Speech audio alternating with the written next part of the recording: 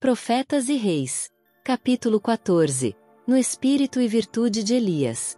Através dos longos séculos que têm passado desde o tempo de Elias, o registro da atividade de sua vida tem levado inspiração e coragem aos que têm sido chamados a permanecer pelo direito em meio de apostasia. E para nós, para quem já são chegados os fins dos séculos, 1 Coríntios 10, verso 11, ele tem especial significação. A história está se repetindo. O mundo hoje tem seus Acabes e suas Jezabéis. O presente século é tão verdadeiramente um século de idolatria como aquele em que Elias viveu. Pode não haver nenhum altar externamente visível, pode não haver nenhuma imagem sobre que os olhos repousem. Contudo, milhares estão seguindo após os deuses deste mundo, riquezas, fama, prazeres e as agradáveis fábulas que permitem ao homem seguir as inclinações do coração não regenerado. Multidões têm uma errônea concepção de Deus e seus atributos, e estão servindo a um falso Deus tão verdadeiramente como estavam os adoradores de Baal. Muitos, mesmo entre os que se declaram cristãos, têm se aliado com influências que são inalteravelmente opostas a Deus e sua verdade. Assim, são levados a se afastarem do divino, e a exaltarem o humano. O espírito predominante em nosso tempo é de infidelidade e apostasia, espírito de professada iluminação por causa do conhecimento da verdade, mas na realidade da mais cega presunção. Teorias humanas são exaltadas, e postas onde deviam estar Deus e sua lei. Satanás tenta homens e mulheres a desobedecerem, com a promessa de que na desobediência encontrarão liberdade e independência que os tornarão deuses. Há um visível espírito de oposição à clara palavra de Deus, de idolátrica exaltação da sabedoria humana sobre a revelação divina. Os homens têm permitido que suas mentes se tornem tão entenebrecidas e confusas pela conformidade aos costumes e influências mundanos, que parecem haver perdido todo o poder de discriminação entre a luz e as trevas, a verdade e o erro. Tão longe têm se afastado do caminho do direito a ponto de sustentarem as opiniões de uns poucos filósofos, assim chamados, como mais dignas de crédito do que as verdades da Bíblia. As instâncias e promessas da palavra de Deus, suas ameaças contra a desobediência e a idolatria, tudo parece não ter poder para tocar-lhes o coração. Uma fé como a que operou em Paulo, Pedro e João, eles a consideram como coisa do passado, misticismo, e indigna da inteligência dos modernos pensadores. No princípio Deus deu sua lei à humanidade como meio de alcançar a felicidade e vida eterna. A única esperança de Satanás de poder frustrar o propósito de Deus é levar homens e mulheres à desobediência a essa lei, e seu constante esforço tem sido falsear seus ensinos e diminuir sua importância. Seu principal ataque tem sido a tentativa de mudar a própria lei, assim como levar os homens a violar seus preceitos enquanto professam obedecê-la. Um escritor comparou a tentativa de mudar a lei de Deus a um antigo e maldoso costume de mudar a direção da flecha indicativa numa importante junção de duas estradas. A perplexidade e contratempo que esta prática muitas vezes causava foi grande. Um marco indicativo foi construído por Deus para os que jornadeiam através deste mundo. Um braço desta tabuleta apontava espontânea obediência ao Criador como caminho da felicidade e vida, enquanto outro braço indicava desobediência como a estrada da miséria e morte. O caminho da felicidade era tão claramente definido como era o caminho da cidade de refúgio na dispensação judaica. Mas em má hora para nossa raça, o grande inimigo de todo o bem virou a tabuleta, e multidões têm errado o caminho. Através de Moisés o Senhor instruiu os israelitas. Certamente guardareis meus sábados, porquanto isso é um sinal entre mim e vós nas vossas gerações, para que saibais que eu sou o Senhor, que vos santifica. Portanto guardareis o sábado, porque santo é para vós, aquele que o profanar certamente morrerá. Porque qualquer que nele fizer alguma obra, aquela alma será extirpada do meio do povo. Qualquer que no dia do sábado fizer obra, certamente morrerá. Guardarão, pois, o sábado os filhos de Israel, celebrando o sábado nas suas gerações por concerto perpétuo. Entre mim e os filhos de Israel será um sinal para sempre, porque em 6 dias fez o Senhor os céus e a terra, e ao 7º dia descansou, e restaurou-se. Êxodo 31, versos 13 a 17. Nessas palavras o Senhor definiu claramente a obediência como caminho para a cidade de Deus, mas o homem do pecado mudou o sinal indicativo, fazendo que indicasse direção errada. Ele estabeleceu o falso sábado, e levou homens e mulheres a pensar que repousando nesse falso sábado estavam obedecendo à ordem do Criador. Deus declarou que o 7º dia é o sábado do Senhor. Quando os céus e a terra foram acabados, Ele exaltou este dia como memorial de sua obra criadora. Repousando no 7º dia de toda a sua obra que tinha feito, abençoou Deus o 7º dia e o santificou. Gênesis 2, versos 1 a 3. Por ocasião do êxodo do Egito, a instituição sabática foi distintamente colocada perante o povo de Deus. Enquanto ainda no cativeiro, seus feitores tinham-nos tentado forçar ao trabalho no sábado, acrescentando trabalho ao requerido cada semana. Cada vez mais severas e mais inexoráveis tinham sido feitas as condições de trabalho. Mas os israelitas foram libertos do cativeiro e levados a um lugar onde podiam observar todos os preceitos de Jeová sem serem molestados.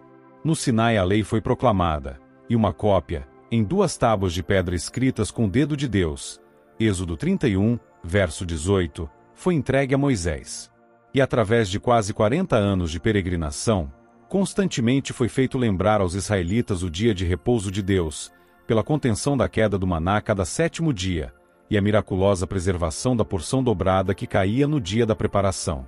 Antes de entrar na terra prometida, os israelitas foram admoestados por Moisés a guardar o dia de sábado, para o santificar. Deuteronômio 5, verso 12. Era desígnio do Senhor que pela fiel observância do mandamento do sábado, Israel fosse continuamente lembrado de sua responsabilidade perante Ele como seu Criador e seu Redentor. Enquanto guardassem o sábado no devido espírito, a idolatria não poderia existir, mas fossem as exigências deste preceito do Decálogo postas de lado como não mais vigentes, o Criador seria esquecido, e os homens adorariam a outros deuses. Também lhes dei os meus sábados, declarou Deus, para que servissem de sinal entre mim e eles, para que soubessem que eu sou o Senhor que os santifica. Contudo rejeitaram os meus juízos, e não andaram nos meus estatutos, e profanaram os meus sábados, porque o seu coração andava após os seus ídolos. Em seu apelo para que tornassem a ele, o Senhor lhes chamou a atenção outra vez para a importância da santificação do sábado. Eu sou o Senhor vosso Deus, disse ele, andai nos meus estatutos, e guardai os meus juízos, e executai-os. E santificai os meus sábados, e servirão de sinal entre mim e vós, para que saibais que eu sou o Senhor vosso Deus. Ezequiel 20, versos 12, 16, 19 e 20. Chamando a atenção de Judá para os pecados que finalmente acarretaram sobre eles o cativeiro babilônico, o Senhor declarou: Os meus sábados profanaste. Por isso eu derramei sobre eles a minha indignação, com o fogo do meu furor os consumi, fiz que o seu caminho recaísse sobre as suas cabeças. Ezequiel 22, versos 8 e 31. Por ocasião da restauração de Jerusalém, nos dias de Neemias, a quebra do sábado foi confrontada com a severa inquirição. Porventura não fizeram vossos pais assim, e nosso Deus não trouxe todo este mal sobre nós e sobre esta cidade. E vós ainda mais acrescentais o ardor de sua ira sobre Israel, profanando o sábado. Neemias 13, verso 18. Cristo, durante seu ministério terrestre, deu ênfase aos imperiosos reclamos do sábado. Em todo seu ensino ele mostrou reverência pela instituição que ele mesmo dera. Em seus dias o sábado tinha se tornado tão pervertido que sua observância refletia o caráter de homens egoístas e arbitrários, antes que o caráter de Deus. Cristo pôs de lado o falso ensino pelo qual os que proclamavam conhecer a Deus o tinham deformado. Embora seguido com impiedosa hostilidade pelos rabis, ele não pareceu sequer conformar-se às suas exigências, mas prosseguiu retamente, guardando o sábado de acordo com a lei de Deus. Em linguagem que não pode deixar de ser compreendida, ele testificou de sua consideração pela lei de Jeová. Não cuideis que eu vim destruir a lei ou os profetas, declarou. Não vim aberrogar, mas cumprir. Porque em verdade vos digo que, até que o céu e a terra passem, nem um jota ou um tio se omitirá da lei, sem que tudo seja cumprido.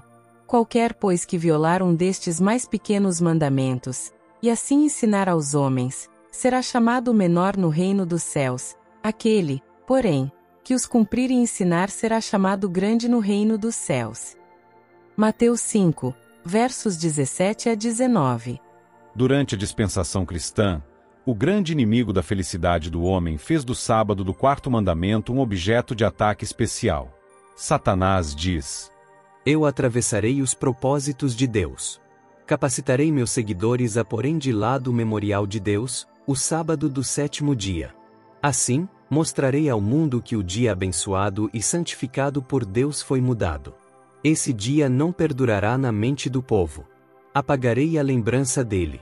Porei em seu lugar um dia que não leve as credenciais de Deus, um dia que não seja um sinal entre Deus e seu povo. Levarei os que aceitarem este dia, porém, sobre ele a santidade que Deus pôs sobre o sétimo dia. Através de meu representante, engrandecerei a mim mesmo. O primeiro dia será exaltado, e o mundo protestante receberá este sábado falso como genuíno. Através da não observância do sábado que Deus instituiu, levarei sua lei ao menosprezo.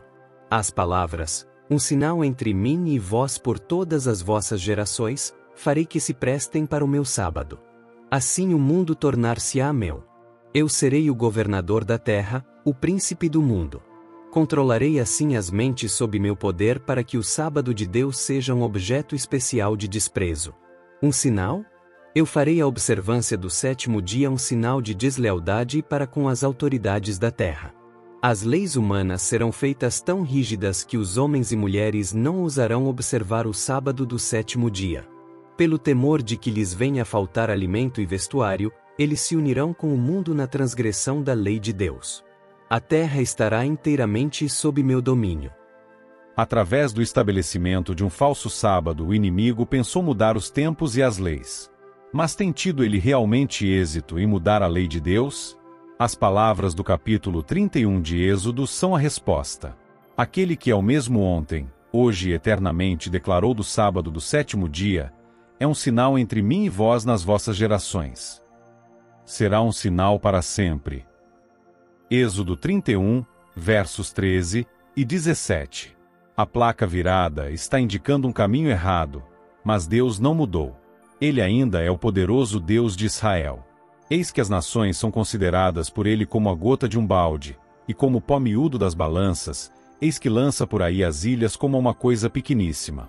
Nem todo o Líbano basta para o fogo, nem os seus animais bastam para holocaustos. Todas as nações são como nada perante ele considera-as menos do que nada e como uma coisa vã. Isaías 40, versos 15 a 17. Ele é tão zeloso de sua lei agora como era nos dias de Acabe e de Elias. Mas como é esta lei desrespeitada? Vede o mundo hoje em aberta rebelião contra Deus. Esta é na verdade uma geração obstinada, carregada de ingratidão, de formalismo, de insinceridade, de orgulho e apostasia. Os homens negligenciam a Bíblia e odeiam a verdade. Jesus vê sua lei rejeitada, seu amor desprezado, seus embaixadores tratados com indiferença. Ele tem falado por intermédio de suas misericórdias, mas estas não têm sido reconhecidas, tem falado por meio de advertências, mas estas não têm sido ouvidas. O santuário da alma humana tem se tornado lugar de não santificado intercâmbio. Egoísmo, inveja, orgulho, malícia, tudo é aí acariciado. Muitos não hesitam em escarnecer da palavra de Deus. Os que creem nesta palavra logo que a leem são postos em ridículo. Há um crescente menosprezo pela lei e a ordem, oriundo diretamente da violação das claras ordenações de Jeová. A violência e o crime são resultado do afastamento do caminho da obediência. Vede o infortúnio e miséria de multidões que adoram no altar de ídolos, e que buscam em vão felicidade e paz. Considerai o quase universal desrespeito ao mandamento do sábado. Vede também a atrevida impiedade dos que, ao mesmo tempo que estão promulgando leis para a salvaguarda do supostamente santificado primeiro dia da semana, estão também legislando no sentido de legalizar o comércio do álcool. Revelando astuta sabedoria, eles procuram coagir a consciência dos homens, ao mesmo tempo que outorgam sua sanção ao mal que brutaliza e destrói os seres criados à imagem de Deus. É Satanás em pessoa que inspira tal legislação. Ele sabe muito bem que a maldição de Deus recairá sobre os que exaltam proposições humanas acima do divino, e faz tudo o que está em seu poder para levar os homens à estrada larga que termina em destruição. Tanto tempo têm os homens cultuado opiniões humanas e humanas instituições, que o mundo inteiro, quase, está indo após os ídolos. E aquele que se tem esforçado por mudar a lei de Deus está usando todo enganoso artifício para induzir homens e mulheres a se formarem contra Deus e contra o sinal pelo qual os justos são conhecidos. Mas o Senhor não permitirá sempre que sua lei seja quebrada e desprezada com impunidade. Tempo virá quando os olhos altivos dos homens serão abatidos, e a altivez dos varões será humilhada, e só o Senhor será exaltado naquele dia. Isaías 2, verso 11. O ceticismo pode ameaçar os reclamos da lei de Deus com zombaria e contestação. O espírito de mundanidade pode contaminar a muitos e controlar alguns. A causa de Deus pode conservar sua posição unicamente mediante grande esforço e contínuo sacrifício, mas no final a verdade triunfará gloriosamente. Na consumação da obra de Deus na terra, a norma de sua lei será de novo exaltada. A falsa religião pode prevalecer, a iniquidade se generalizar, o amor de muitos esfriar, a cruz do Calvário pode ser perdida de vista, e as trevas, como um manto de morte, podem espalhar-se sobre o mundo. Toda a força da corrente popular pode ser voltada contra a verdade. Trama após trama pode ser formada para aniquilar o povo de Deus, mas na hora de maior perigo, o Deus de Elias levantará instrumentos humanos para dar uma mensagem que não será silenciada.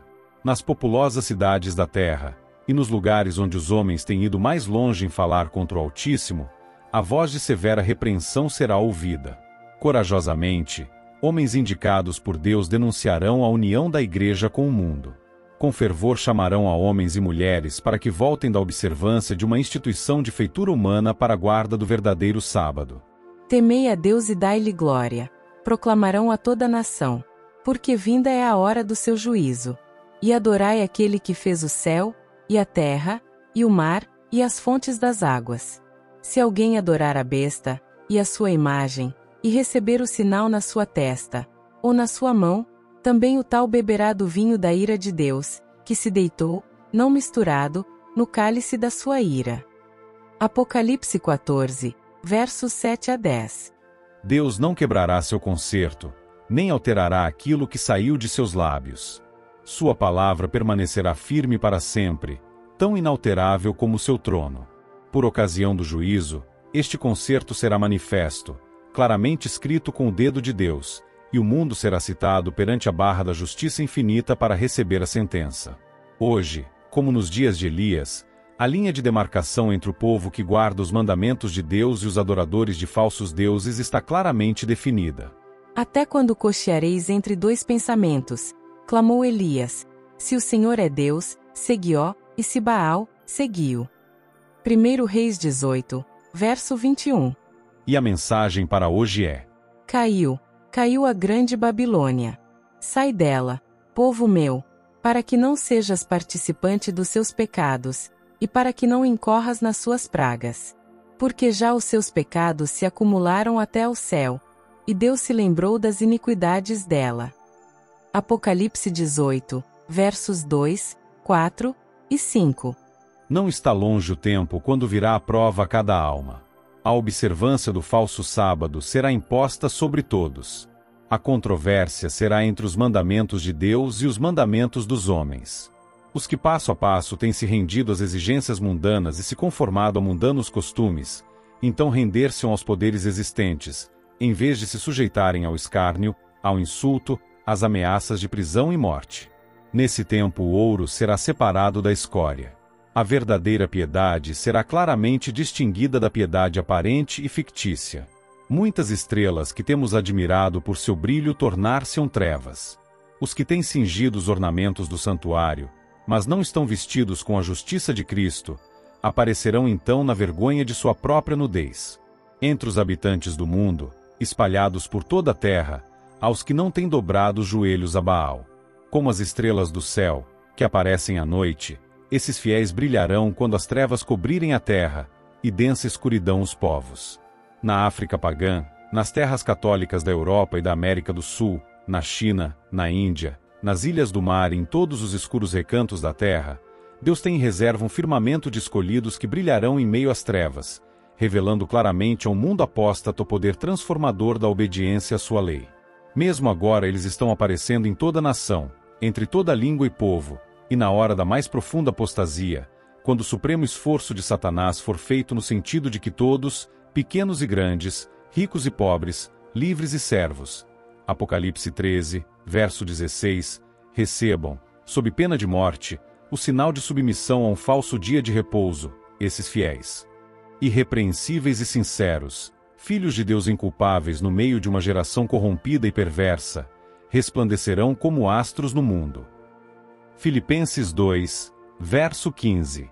Quanto mais escura a noite, com maior brilho eles refugirão.